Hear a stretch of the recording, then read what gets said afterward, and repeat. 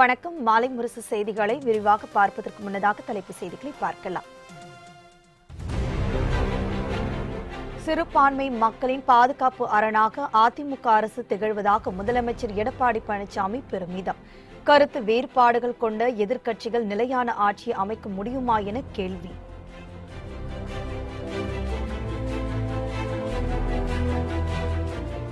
அதிமுக மீது ஆதாரமற்ற பொய் புகார்களை ஸ்டாலின் கூறி வருவதாக ஓபிஎஸ் குற்றச்சாட்டு.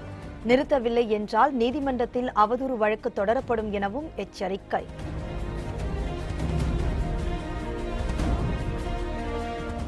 காவல்துறை வாகனங்களில் அதிமுகவினர் பணத்தை கொண்டு செல்வதாக ஸ்டாலின் தகவல். பறக்கும் படை நடவடிக்கை இல்லை எனில் திமுக கூட்டணி சோதனை நடத்தும் என அதிரடி.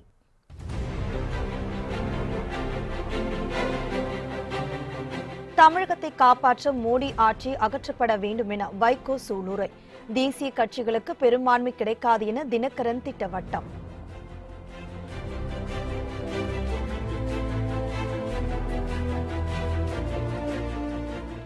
முக்கிய பிரச்சினைகளுக்கு தீர்வு காண மோடி எடுத்த நடவடிக்கை என்ன?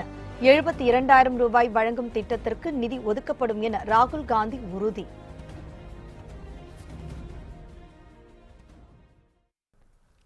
சிறுபான்மை மக்களின் பாதுகாப்பு அரணாக அதிமுக அரசு திகழ்வதாக முதலமைச்சர் எடப்பாடி பழனிசாமி கூறியுள்ளார்.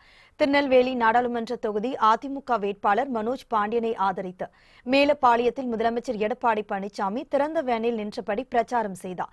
அப்பொழுது பேசிய அவர், வெவ்வேறு மாநிலங்களில் வெவ்வேறு கருத்துக்களை காங்கிரஸ் கூட்டணி கொண்டுள்ளதாக குறிப்பிட்டார். கருத்து வேறுபாடுகளுடன் கூடிய எதிர்க்கட்சிகளின் இந்த கூட்டணியால் மத்தியில் எப்படி நிலையான ஆட்சியை அமைக்க முடியும் என்றும் முதலமைச்சர் எடப்பாடி பழனிசாமி கேள்வி எழுப்பினார். மத்தியில் நிலையான ஆட்சி அமைய வேண்டும் என்கின்ற அடிப்படையிலேயே 2019 நாடாளுமன்ற தேர்தல் அமைந்துள்ளதாக கூறிய எடப்பாடி பழனிசாமி சிறுபான்மை மக்களுக்கு அதிமுக அரசு செய்த நன்மைகளை பட்டியலிட்டார். சிறுபான்மையினருக்கு எதிரான பிரச்சினைகளை இரும்பு கரம் கொண்டு அதிமுக அரசு அடக்கும் என்று கூறிய அவர், சிறுபான்மை மக்களின் பாதுகாப்பு அரணாக அதிமுக அரசு திகழ்வதாக தெரிவித்தார். இந்த திருநெல்வேலி நாடாளுமன்ற தொகுதியிலே அவர்களுக்கு அரணாக இருந்து பாதுகாப்பு கொடுக்கக்கூடிய ஒரு மாநிலம் தமிழ்நாடு என்பதை இந்த நேரத்தில் பெருமையோடு சொல்லிக்கொள்ள கடமைப்பட்டிருக்கிறது திராவிட முன்னேற்ற கழகம். ஆகவே அவர்கள் ஒவ்வொரு தேர்தல் நேரத்திலும் ஒரு தேர்தல் அறிக்கை வெளியிடுவார்கள். அந்த தேர்தல் அறிக்கை அந்த தேர்தலோடு முடிந்து போய்விடும். இப்பொழுது கூட தேர்தல் அறிக்கை வெளியிட்டு இருக்காங்க. ஆளுங்கட்சியில் கிடையாது. எப்படி அவரால் நடைமுறைப்படுத்த முடியும்? அதனாலதான் பொய் அறிக்கை, அந்த அறிக்கை போலியான அறிக்கைன்னு சொல்றோம். அதிமுக மீது பொய் குற்றச்சாட்டுகளை கூறி வரும் ஸ்டாலின் மீது வழக்கு தொடரப்படும் என துணை முதலமைச்சர் ஓ பன்னீர்செல்வம் எச்சரிக்கை விடுத்துள்ளார். கோவை மாவட்டம் மேட்டுப்பாளையத்தில் நீலகிரி மக்களவைத் தொகுதி அதிமுக வேட்பாளர் தியாகராஜனை ஆதரித்து துணை முதலமைச்சர் ஓ பன்னீர்செல்வம் தேர்தல் பிரச்சாரம் செய்தார். அப்போது அதிமுக அரசின் பல்வேறு சாதனைகளை எடுத்துரைத்த அவர், உள்ளாட்சித்துறை அமைச்சர் SP வேலுமணி மீது ஸ்டாலின் ஆதாரமற்ற குற்றச்சாட்டுகளை கூறி வழக்கு தொடுத்துள்ளதாக தெரிவித்தார். இந்த வழக்கில் ஸ்டாலின் வெற்றி பெற்றால் பதவியையும் அரசியலையும் விட்டு விலக தயார் என ஓ பன்னீர்செல்வம் கூறினார். தொடர்ந்து ஆதாரமற்ற பொய் குற்றச்சாட்டுகளை கூறி வரும் ஸ்டாலின் மீது அவதூறு வழக்கு தொடரப்படும் எனவும் ஓ பன்னீர்செல்வம் தெரிவித்தார்.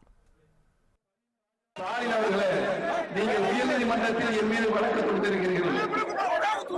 நீங்கள் உங்களுடைய கட்சியுடைய தலைவர் பதவியும் எதிர்கட்சி தலைவர் பதவியும் ராஜினாமா செய்து வர வேண்டும். பொய்யான குற்றச்சாட்டை தொடர்ந்து ஸ்டாலின் நிறுத்த வேண்டும். இல்லாவிடில் நீங்கள் பேசிய 3 கூட்டத்தின் மூலமாக அவர்களுக்காக பேசிய ஸ்டாலின் மீது உரிய சட்டப்படி வழக்கில் தொடரப்படும் என்பதை வாக்காளர்களுக்கு விநியோகம் செய்வதற்காக ஆளுங்கட்சியினர் காவல்துறை ஆம்புலன்ஸ் வாகனங்களில் பணத்தை எடுத்து செல்வதாக திமுக தலைவர் மு க ஸ்டாலின் குற்றம் சாட்டியுள்ளார். பொள்ளாச்சி மக்களவைத் தொகுதியில் போட்டியிடும் திமுக வேட்பாளர் கே சண்முகசுந்தரத்தை ஆதரித்து தொண்டாமுத்தூர், குனியமுத்தூர், பொள்ளாச்சி ஆகிய பகுதிகளில் ஸ்டாலின் பிரச்சாரத்தில் ஈடுபட்டார். அப்போது பேசிய அவர், நடைபெறவுள்ள மக்களவைத் தேர்தல், சட்டப்பேரவை இடைத்தேர்தலை தொடர்ந்து மத்தியிலும் மாநிலத்திலும் உள்ள ஆட்சிகள் முடிவுக்கு வந்துவிடும் என்று கூறினார். துரைமுருகன் வீட்டில் பணம் கைப்பற்றப்பட்டதாக கூறுவது கபட நாடகம் எனவும் வேலூரில் தேர்தலை நிறுத்த முயற்சிகள் நடைபெறுவதாகவும் அவர் தெரிவித்தார். தமிழ்நாட்டில் காவல்துறை வாகனங்கள் மூலமாகவும் ஆம்புலன்ஸ்கள் மூலமாகவும் பணம் எடுத்து செல்லப்படுவதாக கூறிய ஸ்டாலின், இதை காவல்துறை உயர் அதிகாரிகளோ தேர்தல் பிரிவு அதிகாரிகளோ தடுப்பதில்லை எனவும் குற்றம் சாட்டினார். இது தொடருமானால் திமுக அதன் கூட்டணி கட்சியினரை சோதனையில் ஈடுபடுவோம் எனவும் ஸ்டாலின் எச்சரித்துள்ளார். எடப்பாடி வீட்டுல கோடி கோடி அடிச்சு வச்ச பணம் அத்தனை இருக்கு, போய் ரைடு பண்ணுங்களா. ஏற்கனவே அன்புநாதன் கடந்த தேர்தல் நடைபெற்ற நேரத்தில் அங்க சோதனை போட்டீங்களா? அன்புநாதன் வீட்டுல 5 கோடி ரூபாய் எடுத்தீங்களா? ஒரு கண்டெய்னர்ல 500 கோடி ரூபாய் கைப்பற்றினீங்களா? என்ன நடந்துச்சு? இப்ப இருக்கக்கூடிய அமைச்சர்கள் எல்லாம் வீடு வீடா கொண்டு பல இடங்களை பதுக்கி வச்சிருக்கிறாங்களே. நாங்க சொல்லுகிறோம், நடவடிக்கை எடுப்பீர்களா? நாங்க வேண்டும் என்று திட்டமிட்டு என்ன காரணம் அதற்கு பிறகுதான் நாங்கள் தெரிந்து கொண்டோம். இப்போ வேலூர் நாடாளுமன்ற தேர்தலை நிறுத்தக்கூடிய ஒரு சூழல் வருமா? செய்தி வந்திருக்கு. தமிழகத்தின் எதிர்காலத்தையும் விவசாயிகளையும் காப்பாற்ற நரேந்திர மோடியின் ஆட்சி அகற்றப்பட வேண்டும் என மதிமுக பொதுச் செயலாளர் வைகோ சூளுரை வைத்தார். திருவாரூர் பழைய பேருந்து நிலையம் அருகே திருவாரூர் சட்டசபை இடைத்தேர்தலில் போட்டியிடும் பூண்டி கலைவாணன் மற்றும் நாகை மக்களவைத் தொகுதி இந்திய கம்யூனிஸ்ட் கட்சி வேட்பாளர் செல்வராஜ் ஆகியோரை ஆதரித்து வைகோ தீவிர வாக்கு சேகரிப்பில் ஈடுபட்டார். அப்பொழுது பேசிய அவர், ஜனநாயகம் காப்பாற்றப்பட வேண்டும், தமிழகத்தின் எதிர்காலம் காப்பாற்றப்பட வேண்டும், காவிரி டெல்டா விவசாயிகள் காப்பாற்றப்பட வேண்டும் என்று கூறினார்.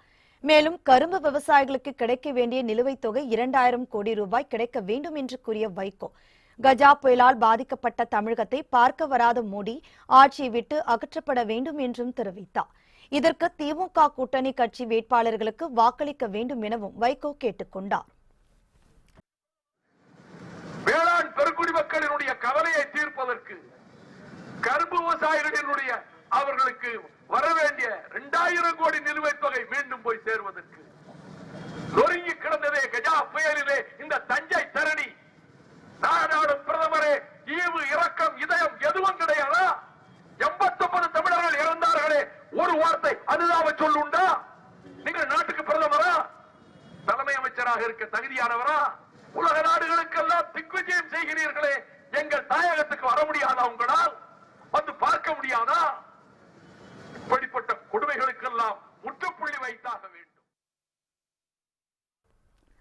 கடந்த தேர்தலில் ஜெயலலிதா பெயரை சொல்லி பிரச்சாரம் செய்த தம்பிதுரையா இந்த முறை பழனிசாமி ஓ பன்னீர்செல்வம் பெயரை சொல்லி ஓட்டு கேட்க முடியவில்லை என அம்மா மக்கள் முன்னேற்றக் கழகத்தின் துணை பொதுச் செயலாளர் தினகரன் தெரிவித்துள்ளார். கரூர் தாலுகா அலுவலகம் முன்பாக கரூர் மக்களவைத் தொகுதி அமமுக வேட்பாளர் தங்கவேலுவை ஆதரித்து தினகரன் திறந்தவெளி வேனில் பிரச்சாரம் மேற்கொண்டார். அப்பொழுது பேசிய அவர், தேசிய கட்சிகளுக்கு பெரும்பான்மை கிடைக்கப் போவதில்லை என்று கூறினார். தம்பிதுரை ஓட்டு கேட்க செல்லும் இடமெல்லாம் பொதுமக்கள் என்ன செய்தீர்கள் என கேள்வி கேட்பதாகவும் தினகரன் தெரிவித்தார். கருப்பு பணத்தை ஒழிக்கிறேன் என பண மதிப்பிழப்பு திட்டத்தை கொண்டு வந்து பிரதமர் மோடி இந்தியா முழுவதும் பணமே இல்லாமல் ஒழித்துவிட்டார் என்றும் தினகரன் கூறினார்.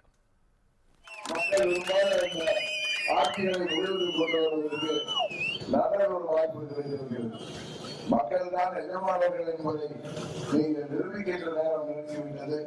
காரணம், மக்களின் ஆதரவை பெற்று ஆட்சி பொறுப்பிலே வந்தவுடன் மக்களை தேவையான திட்டங்களை செய்வதை விட்டுவிட்டு எப்படியெல்லாம் மக்களை துன்புறுத்த முடியுமோ அப்படியெல்லாம் இந்த ஆட்சியாளர்கள், குறிப்பாக மோடி அவர்கள் துன்புறுத்தி வருகிறார்கள். பொருளாதார கொள்கை என்ற பெயரில அவர் அந்த பண மதிப்பிழப்பு என்கின்ற ஒரு திட்டத்தை கொண்டு வந்து கருப்பு பணத்தை ஒழிக்கிறேன் என்று இந்தியா முழுவதும் பணமே இல்லாமல் ஒழித்து விட்டார். திமுக தலைவர் மு.க. ஸ்டாலின் ஒரே மேடையில் தன்னுடன் விவாதிப்பதற்கு தயாரா என பாமக இளைஞர் அணி தலைவர் அன்புமணி ராமதாஸ் சவால் விடுத்துள்ளார். சென்னை மேடவாக்கத்தில் தென் சென்னை நாடாளுமன்ற தொகுதி அதிமுக வேட்பாளர் ஜெயவர்தனை ஆதரித்து டாக்டர் அன்புமணி ராமதாஸ் பிரச்சாரத்தில் ஈடுபட்டார். பிரச்சாரத்தின் முடிவில் செய்தியாளர்களிடம் பேசிய அவர், வெயில் அதிகமாக இருப்பதால் தான் திமுக தலைவர் மு.க. ஸ்டாலின் ஒரு மாதிரி உளறுவதாக கூறினார். இலங்கையில் கட்டப்பட்ட வீட்டை திறக்க ரஜினிகாந்த் செல்ல இருக்கும் செய்தி அறிந்து கண்டனம் தெரிவித்த ஸ்டாலின், ஜெகத் ரட்சகன் இலங்கையில் 26,000 கோடி முதலீடு செய்துள்ளது குறித்து பதில் சொல்லியாக வேண்டும் என்றும் அன்புமணி ராமதாஸ் கூறினார்.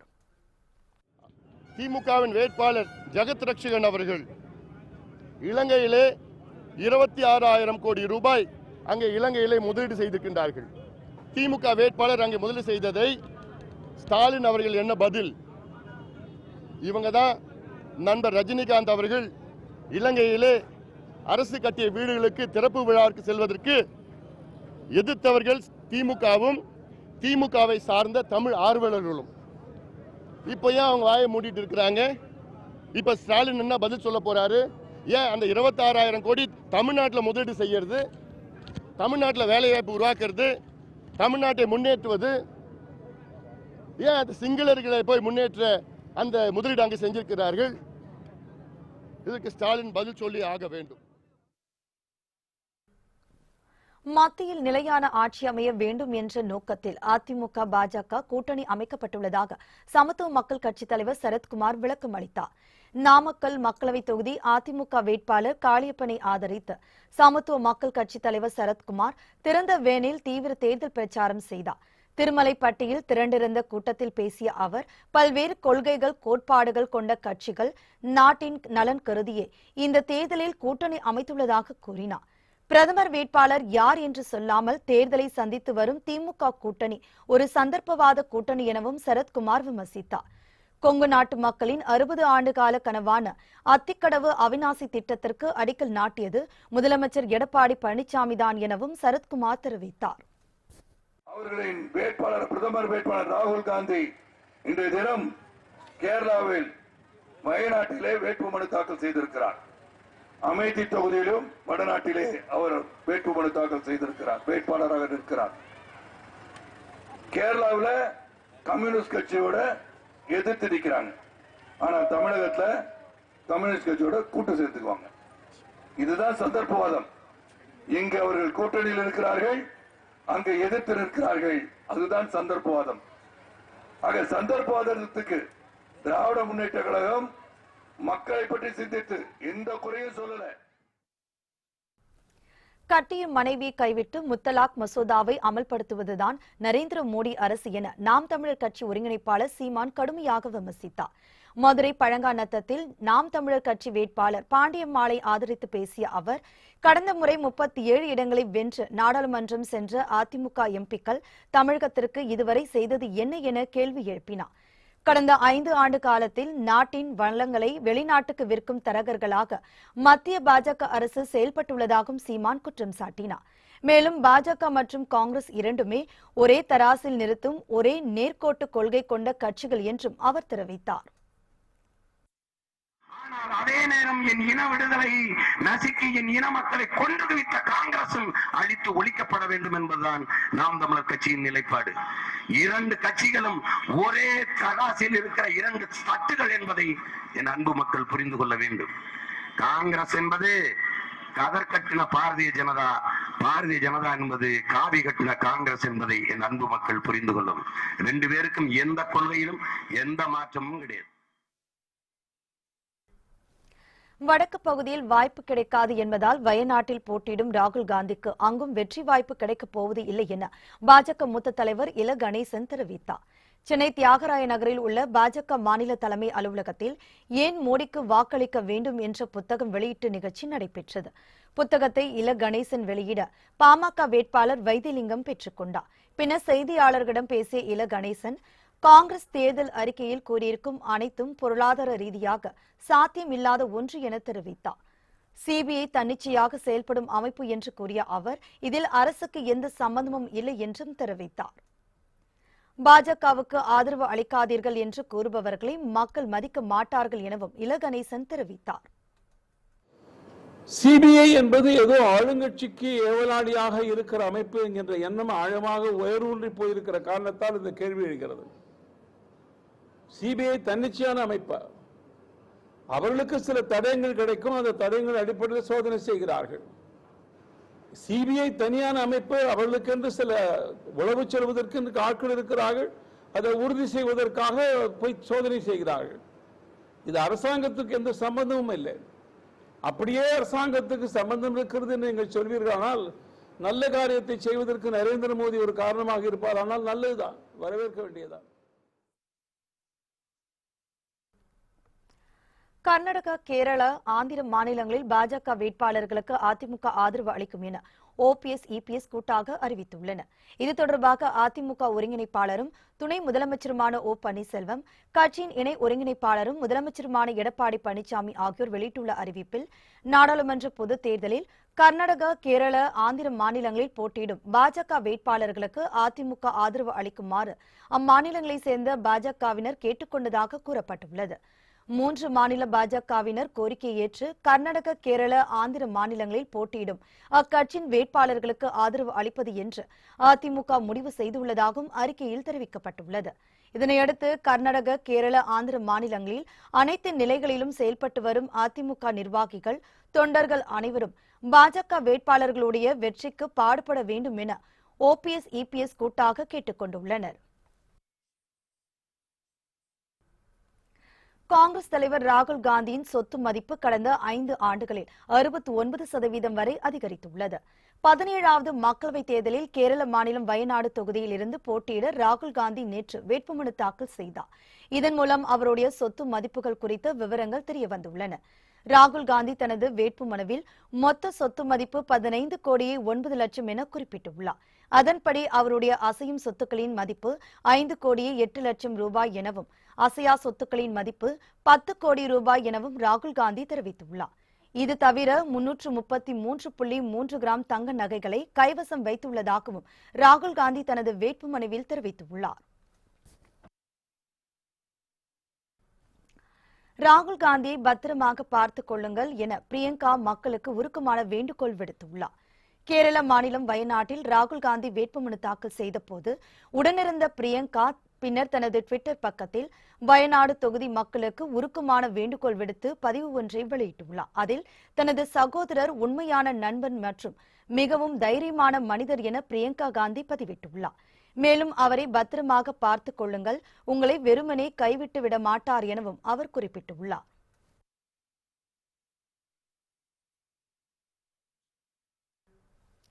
கடந்த 5 ஆண்டுகளில் ஊழல், வேலையில்லா திண்டாட்டம், விவசாயிகள் பிரச்சினைகளுக்கு தீர்வு காண பிரதமர் மோடி என்ன நடவடிக்கை எடுத்தார் என ராகுல் காந்தி கேள்வி எழுப்பினார். மகாராஷ்டிரா மாநிலம் நாக்பூரில் காங்கிரஸ் கட்சியின் சார்பில் நடைபெற்ற தேர்தல் பிரச்சார கூட்டத்தில் பேசிய அவர், ஊழல், பொருளாதாரம், தேச பாதுகாப்பு ஆகியவை தொடர்பாக தன்னுடன் 15 நிமிடங்கள் விவாதிக்க தயாரா என மோடிக்கு சவால் விடுத்தார். மேலும் மோடிக்கு வயதாகிவிட்டது, அவர் ஒரு அவசரக்காரர் என தெரிவித்த ராகுல் காந்தி, அதனால் அவர் பொய்களை தெரிவித்து வருவதாகவும் கூறினார். பொய் எப்போதும் வேண்டுமானாலும் வெட்ட வெளிச்சத்துக்கு வரும் என்று கூறிய அவர், காங்கிரஸ் கட்சி மக்களுக்காக பணியாற்ற விரும்புவதாகவும் தெரிவித்தார். வறுமைக்கு எதிரான காங்கிரஸ் கட்சியின் துல்லிய தாக்குதலை ஏழைகளுக்கு ஆண்டுக்கு 72,000 ரூபாய் நிதி உதவி வழங்கும் திட்டம் என்று கூறிய ராகுல் காந்தி, நியாய் திட்டத்தை செயல்படுத்த தேவையான நிதியை காங்கிரஸ் ஒதுக்கும் என்றும் தெரிவித்தார்.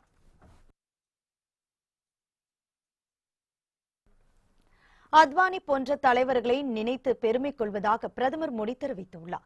பாஜக மூத்த தலைவர் அத்வானிக்கு மக்களவைத் தேர்தலில் போட்டியிட வாய்ப்பு கொடுக்கப்படவில்லை. அவர் வழக்கமாக போட்டியிடும் குஜராத் மாநிலம் காந்தி நகர் தொகுதியில் அமித்ஷா போட்டியிடுவதாக அறிவிக்கப்பட்டுள்ளது. இந்த நிகழ்வு பாஜகவில் சலசலப்பை ஏற்படுத்தியுள்ளது. இந்த நிலையில் பாஜக உதயமான நாளை ஒட்டி பிரதமர் மோடி வெளியிட்டுள்ள செய்திக்குறிப்பில், நாட்டு நலன், கட்சி நலன், பின்னர் சொந்த நலன் முக்கியம் என கருதுவதாக தெரிவித்துள்ளார். அரசியல் ரீதியாக மாறுபட்ட கருத்துடையவர்களை தேச விரோதிகள் என்பது பாஜகவின் கொள்கை அல்ல எனவும் அவர் குறிப்பிட்டுள்ளார். நாட்டின் ஜனநாயகத்தை வலுப்படுத்த அனைவரும் சேர்ந்து உழைக்க வேண்டும் எனவும் அவர் பதிவிட்டுள்ளார். இதனைத் தொடர்ந்து பிரதமர் மோடி தனது ட்விட்டரில் பாஜக கட்சியின் சாராம்சத்தை அத்வானி மிக தெளிவாக கூறியுள்ளார் என பதிவிட்டுள்ளார். அத்வானி போன்ற மூத்த தலைவர்களை எண்ணி பெருமை கொள்வதாக தெரிவித்துள்ள பிரதமர் மோடி, முதலில் நாடு, அடுத்தது கட்சி, அதன் பின்னர்தான் சொந்த நலன்கள் என்பது பாஜகவின் கொள்கை என்றும் தெரிவித்துள்ளார். தாம்பரத்தில் தேர்தல் பறக்கும் படையினர் நடத்திய வாகன சோதனையில் 4.5 கோடி ரூபாய் மதிப்புள்ள தங்க, வைர நகைகள் மற்றும் வெளிப்பொருட்களை பறிமுதல் செய்தனர். சென்னையை அடுத்த தாம்பரம் ஜிஎஸ்டி சாலையில் தேர்தல் பறக்கும் படையினர் தாசில்தார் ரவிச்சந்திரன் தலைமையில் வாகன சோதனையில் ஈடுபட்டனர். அப்பொழுது அந்த வழியாக வந்த வேன் ஒன்றை மடக்கி சோதனை செய்தனர். அதில் 20 பெட்டிகளில் சுமார் 4.5 கோடி ரூபாய் மதிப்புள்ள தங்கம் மற்றும் வைர நகைகள், வெள்ளி பொருட்கள் இருந்தது. அவற்றை பறிமுதல் செய்த தேர்தல் பறக்கும் படையினர் உடனடியாக நகைகளுடன் வேனை தாம்பரம் கோட்டாட்சியர் அலுவலகத்திற்கு கொண்டு சென்று விசாரித்தனர். இவை அண்ணா நகரில் உள்ள பிரபல நகைக்கடையில் இருந்து விற்பனைக்காக தியாகராய நகர், நங்கநல்லூர், வேளச்சேரி பகுதியில் உள்ள அவற்றின் கிளைகளுக்கு கொண்டு சென்றுவிட்டு இறுதியாக தாம்பரத்தில் உள்ள நகை கடைக்கு கொண்டு செல்வதாக வேனில் இருந்த ஊழியர்கள் தெரிவித்தனர். அந்த நகைகளுக்கு உரிய ஆவணங்கள் இருந்தும் அந்த வாகனங்களில் நகை கொண்டு வந்த வாகனத்தின் பதிவு எண் இல்லாததால் அவற்றை தேர்தல் பறக்கும் படையினர் பறிமுதல் செய்து விசாரணை நடத்தி வருகின்றனர்.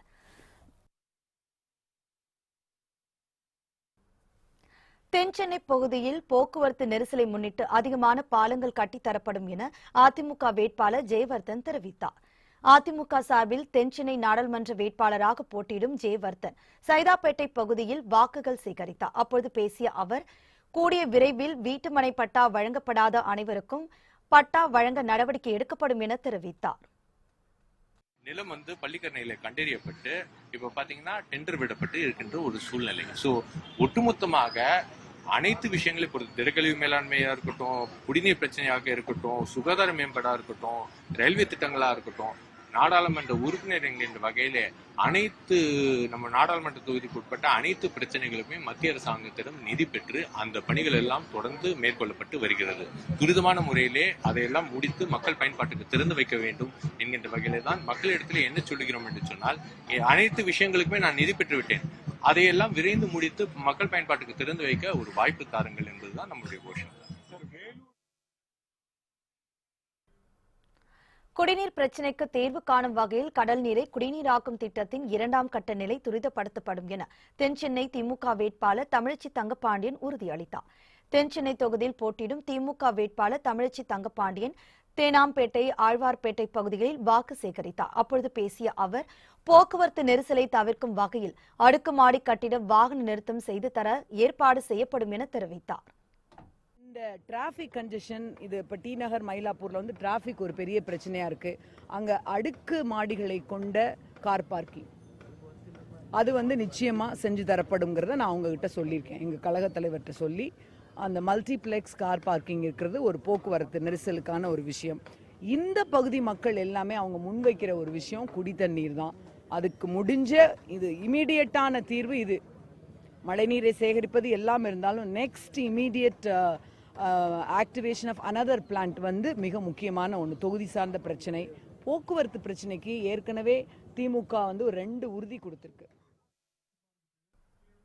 மக்களவை தொகுதியில் போட்டியிடும் திமுக கூட்டணி வேட்பாளர் நவாஸ்கனிக்கு ஆதரவாக திமுக தலைவர் மகன் உதயநிதி ஸ்டாலின் வாக்குகள் சேகரித்தார். அப்பொழுது பேசிய அவர், தமிழக முதல்வரும் இந்திய பிரதமரும் நமக்கு தேவையில்லை, அவர்கள் இருவரையும் கெட் அவுட் செய்யும் நாள் ஏப்ரல் 18ஆம் தேதி என தெரிவித்தார். ஏப்ரல் 18 மோடிக்கு கெட் அவுட் பண்றமா இல்லையா? இந்த மோடி ஏனில ஒரு குத்து, சூரியன்ல ஒரு குத்து. ஏனில குத்துற குத்து, மோடி மூஞ்சில குத்துற குத்து, சூரியன்ல குத்துற குத்து, எடப்பாடியோட மூஞ்சில குத்துற குத்து. பண்ணுவோமா? ஏப்ரல் 18 மறந்துடாதீங்க.